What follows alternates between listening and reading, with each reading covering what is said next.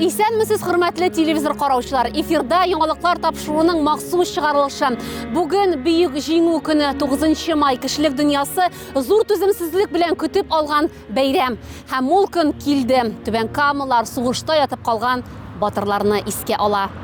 Быел без бөек җиңүнең 75 еллыгын гадәти булмаган рәвештә бәйрәм итәбез. Тантаналы парад һәм алдан планлаштырылган күп кенә чаралар кичектерелә.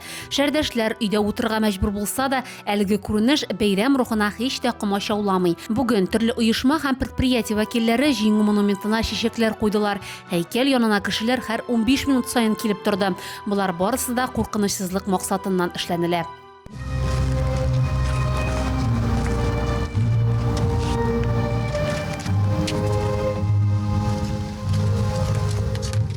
Иң беренчеләрдән булып урынга шәһәр мэре Айдар Метшин килде. Ветераннар советы рәисе Григорий Китанов, хәрби комиссар Фәрит Мингәрәев белән бергә һәйкәлгә чәчәкләр куйдылар. Һәр берегезне шул улуг бәйрәм белән котлыйм. Бер кайчан да кайда да сугышлар булмасын.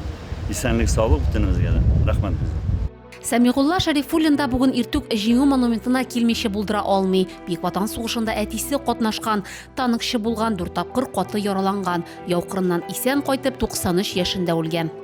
Бүгенге бәйрәмдә аларның куйган хезмәтләре өчен килеп шул бик батырлар һәйкәле тирәсендә килмичә, үземнең белгертмичә аларга рәхмәтемне булдыра алмадым.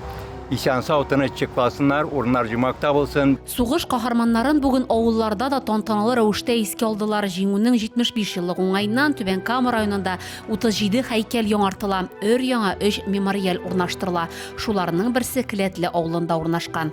Шушы эшләрдә булышкан, катнашкан авыл җирлекләренә, спонсорларга бит, авыл халкына шушы памятникларны ясауда, төзүдә, аларны матурлауда бит үзләренең өлешләрен керткән кешеләргә барсынагын зур рәхмәтемне әйтәсе килә. Менә бу памятникта әйтеп китте менә бит Муллин Геннадий Николаевичның командасы бит, аларга зур рәхмәт, авыл советы белән бергәләп, спонсорский помощь күбрәк алардан бит, шуңа күрә аларга зур рәхмәт әйтеп китәсе килә.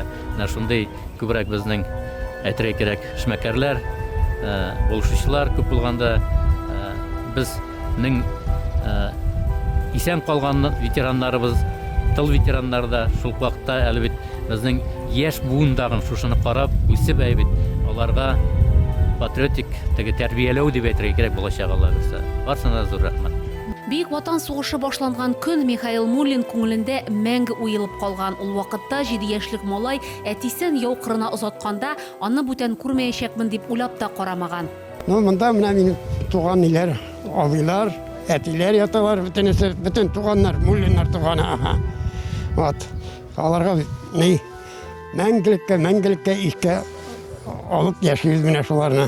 Горурланабыз һәм чиксез рәхмәтебезне белдерәбез. Түбән Камалар мөхтәрәм ветераннарга шундый теләкләр юлладылар. Өйдә утыручы шәһәрдәшләр уңайлыгы өчен интернет челтәрендә җиңү монументыннан онлайн трансляцияда оештырыла. Матур гадәткә кергән үлемсез полк акциясына килгәндә, шәһәрдәшләр быел да Россия күләм чарага кушыла. Тик өйләреннән. Моның өчен рәсми сайтта теркәлергә кирәк була.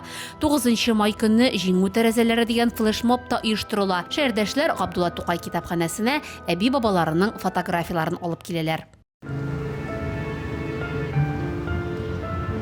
Түбән Кама муниципаль районында 1200 ветеран яши. Шулар арасында сугышта катнашкан һәм аларга тиңләштерелгән 60 кеше. Илдә барган хәлләр белән бәйле рәвештә мөхтәрәм ветераннар игътибарсыз калмаска тиеш. Enter Media холдингы игълан иткән акцияга 100дән артык шәһәрдәш кушыла. Җылы теләкләрне, видео мөрәҗәгатьләрне коллегам Раушания Сибатова карап чыкты. Сүзне аңа бирәм.